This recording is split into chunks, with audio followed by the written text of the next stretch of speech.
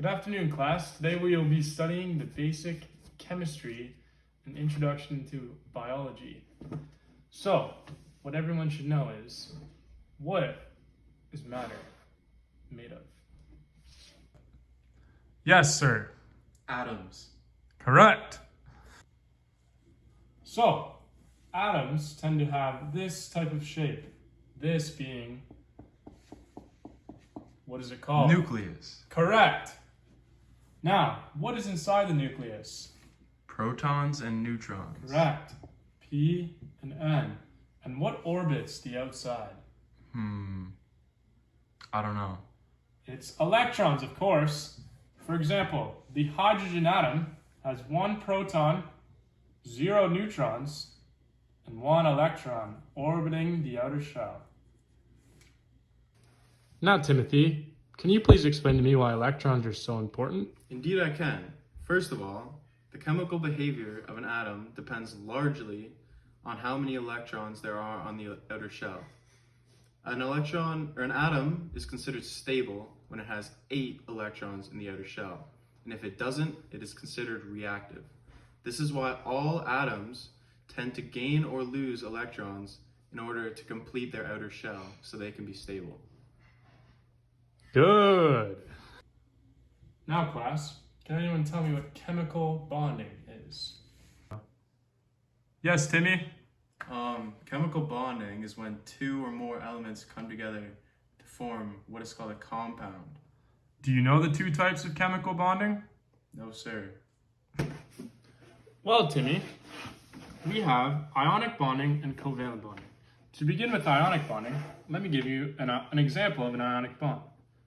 Right now we have sodium and chlorine, where sodium wants to give away an electron and chlorine wants to gain an electron to complete its outer shell.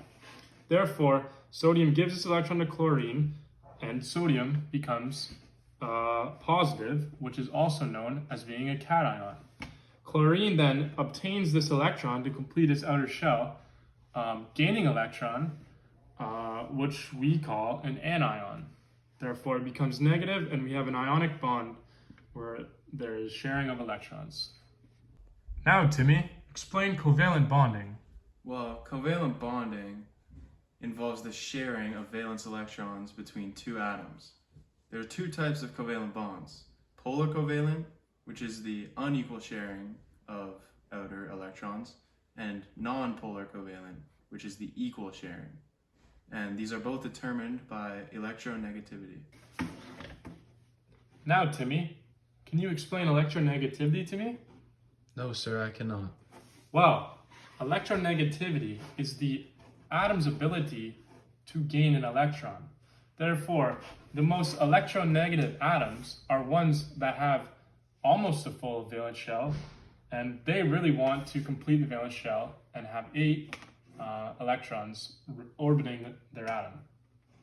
Now, Timmy, how does electronegativity affect covalent bonds? Well, in non-polar covalent bonds, there is no difference in electronegativity, meaning both atoms have the same electronegativity. For example, 2 hydrogen atoms are non-polar covalent as they both have the same electronegativity value. On the other hand, polar covalent bonds do have a difference in electronegativity. For example, H2O. Good, Timmy. Building off Timmy's excellent answer, let me go more in depth to polar molecules. A fine example of a polar molecule is H2O, as we know, water. This molecule is very electronegative as the oxygen is pulling the hydrogen atoms closer to it, making it a polar molecule. As this happens, the oxygen becomes slightly negative and the hydrogens become slightly positive. Therefore, we have an imbalance and an unequal sharing of electrons. Well, Timmy, since water is a polar molecule, it can attract other polar molecules, such as water itself. How can you explain this with a little more detail? Well, I think what you're trying to ask me is what are hydrogen bonds? Well, hydrogen bonds are when the negative parts of an H2O atom, the oxygen, is attracted to the positive part of another H2O atom, the hydrogen. These parts are attracted to each other because they're opposite charges, and they form connections, also known as hydrogen bonds. Exactly. Good job, Timmy. Mr. Ald, how else does polarity affect molecules?